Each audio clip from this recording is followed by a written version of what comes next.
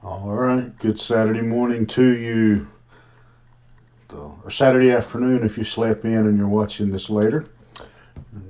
So, if you will, grab your Bibles and let's go back to the eighth Psalm. We'll try to get on the right number here. I'm going to pick up here again, Psalm of Nature. The first one that is called, given kind of this description. And again, I think the setting, a good, safe way to picture this is, again, David the shepherd just laying out on the hillside, um, looking up into the stars, singing about God, admiring God, watching the stars, um, and just overwhelmed with the goodness of God. And he gives us some things to think about. Verse 3, in fact, he tells us, he starts by saying, when I consider. I think he's given us some things to consider. And he began in verse 1 by considering the great name of God, who God is. And now in verse 3, he goes on and he says, basically, when I consider how good God is to us.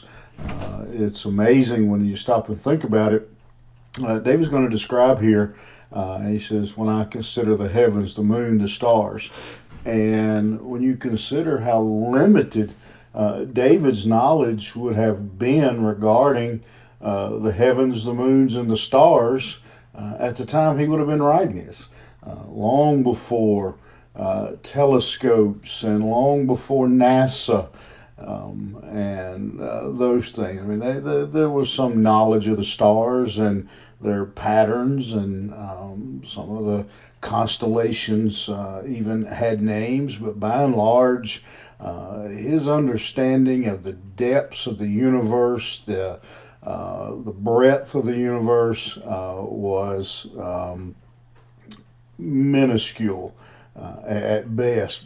Probably, I think it would be safe to say that many of our elementary school students would have a far greater understanding of the stars and the moon and the things that the heavens, as David calls them here, and even with David's limited knowledge, he is just blown away by the goodness of God, the power of God that he sees. And so I think that brings us kind of the first question of today is how much more with the knowledge we have available to us about our universe, about the heavens, the moons, the stars that are there, the planets, all the things that we know about this creation of God.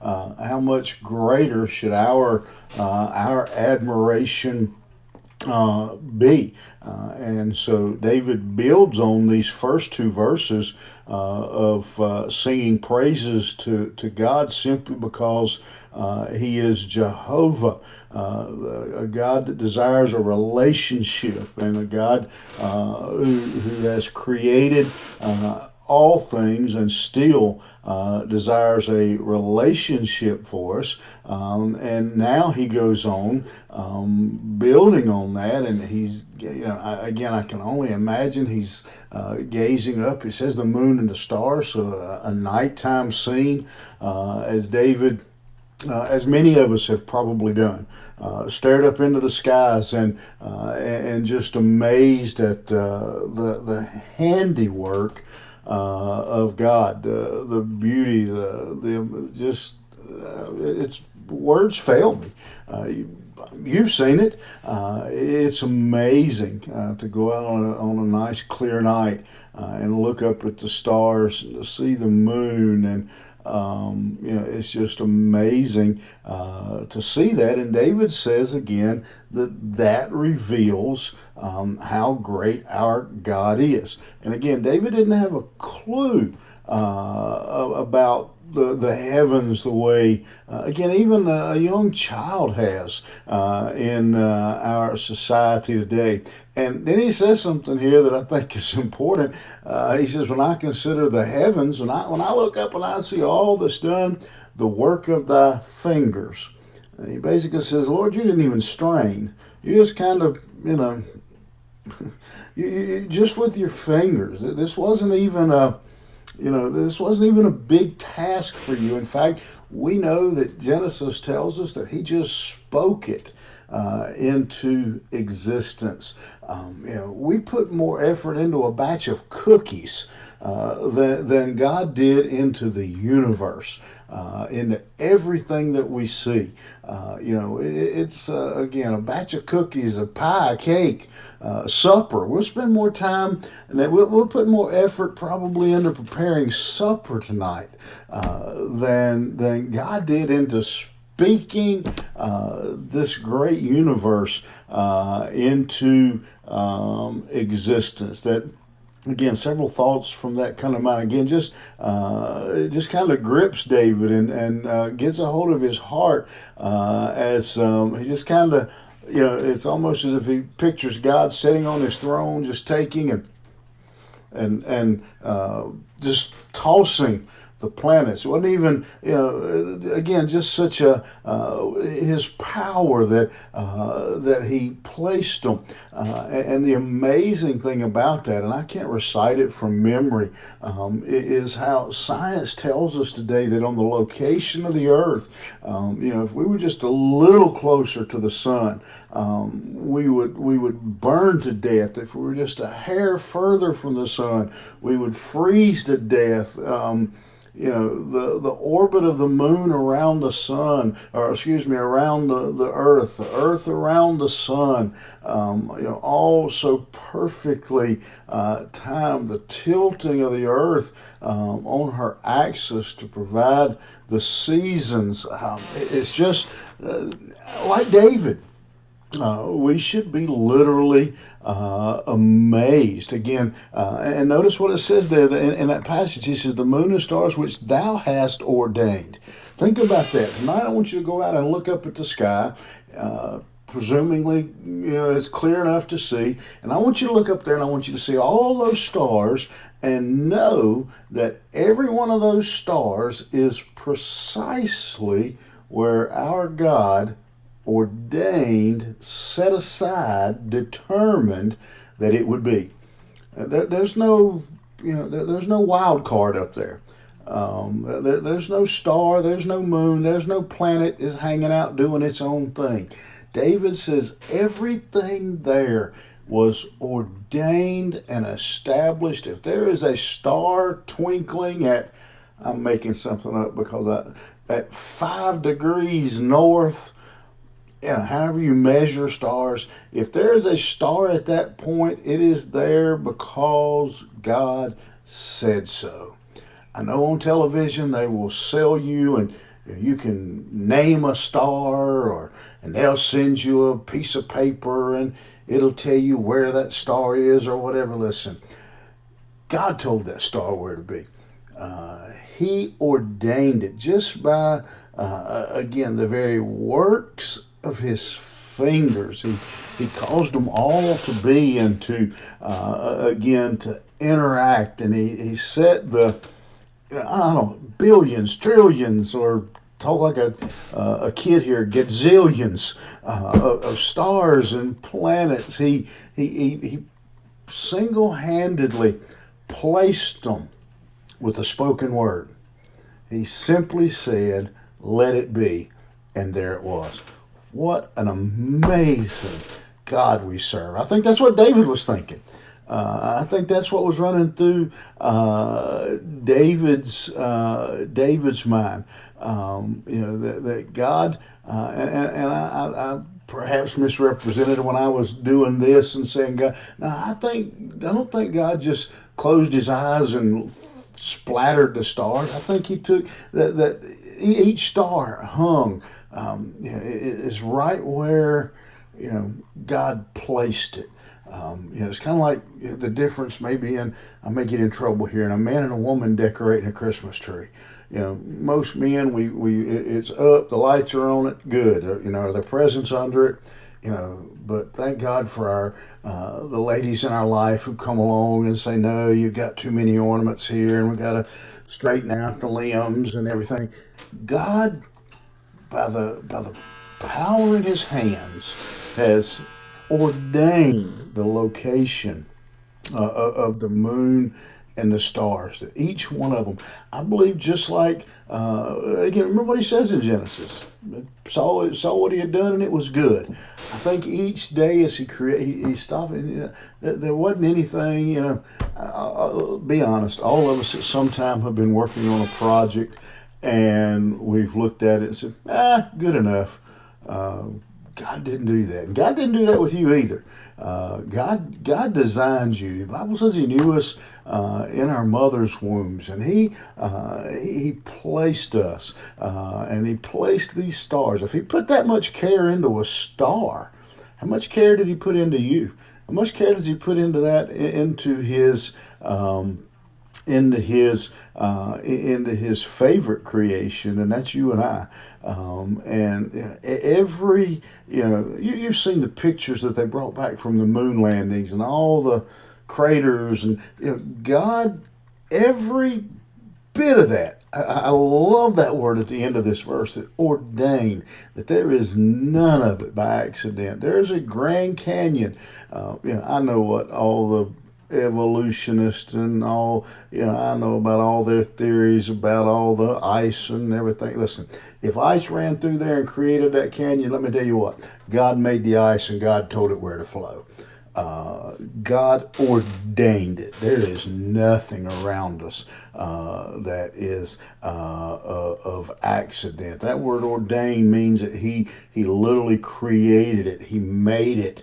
And so those things are again placed exactly where God wanted it. And then you can't, and I've touched on this already, you can't ignore the fact that again He says it was the work of Thy fingers.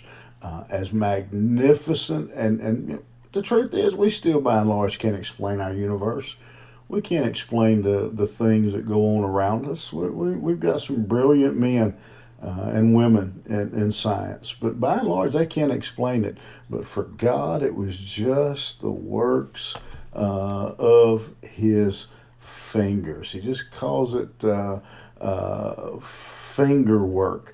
John Wesley said that God created the heavens and the earth, and didn't half try. I don't know if I agree with that or not, but it was just it wasn't a huge effort to Him, and still we see the magnificence of what He has done. And in verse 4 He says, "And what is man, that Thou art mindful of him, and the Son of Man, that Thou visitest him?" In light of the magnificence of the creation, David ponders the thought, you did all of this. You hung all these stars. You hung all these planets. You did all this you had this amazing display of power. Why would you even give a thought to man? Why would you even consider? Why would you care for man enough to even consider doing anything for him? He says at the end of the verse, why would you even think about visiting him? And again, the idea of visit, if you study the word, is the idea of actually getting involved and changing. Again, I'm having to, if you go back into some of the old lectionaries and all, and dig out this word, you'll find again that it's getting involved and with the for the purpose of making a change. And so, in other words, David is sitting back, he's looking at all this, and he says, God, with all of this, why would you bother getting messed up in my life? Why would you bother getting messed up in my stuff? There's a phrase I hear today, and I like it sometimes, to be honest with you. People say, it's not my monkeys, not my circus. Or not my circus, not my monkeys, however they say it. It would have been easy for God to have said that about us. It would have been easy for him to walk away after our sin. It would have been easy for him to turn his back. But God, even though he spoke the worlds into existence, 100 billion galaxies, 100 billion stars in those galaxies, and all those things. Man is, in the grand scheme, we think we're big stuff. Man really does. But in the grand scheme of things, we're not even a bump in the road in this huge universe. And yet, even as bumps in the road, God so loved us that he sent his only begotten Son. It is amazing. If you think about it, as big as we think we are, compared to pretty much everything else in God's creation, we're nothing. And yet, with our, man has spent multiplied billions of dollars on spaceships and telescopes, all these things going into outer space and trying to get some grasp of the greatness of God's creation. You've seen the pictures from the moon. You've seen the pictures of the earth. You can't see us. All you see, you can't even see a man on earth. And yet, in that huge creation, David says, you love me. You love me. You love me. You picked me out. It would be, I don't know of a good comparison. It's like us going into the barnyard and standing on top of the barn and finding a flea in the pasture and loving the flea. That's the scale of what we're talking about here. The God of this universe, who was mindful of man and actually got that word visited again is powerful. Make yourself a note that it doesn't just mean you can visit. That's what, but actually to get involved in our stuff, to get involved in the mess that is our life, to ultimately end up sending his Son to pay for our sin. I apologize this morning for my stuttering and stammering.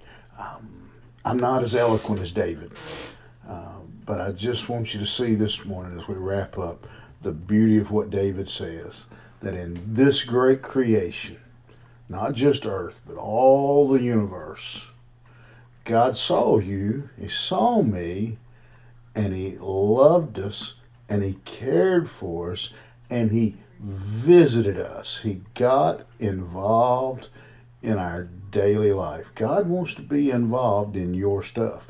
He wants to be involved in your life. He wants a relationship with us. And that, folks, amazes me. It overwhelms me, and I hope it does you as well. Have a great, great weekend.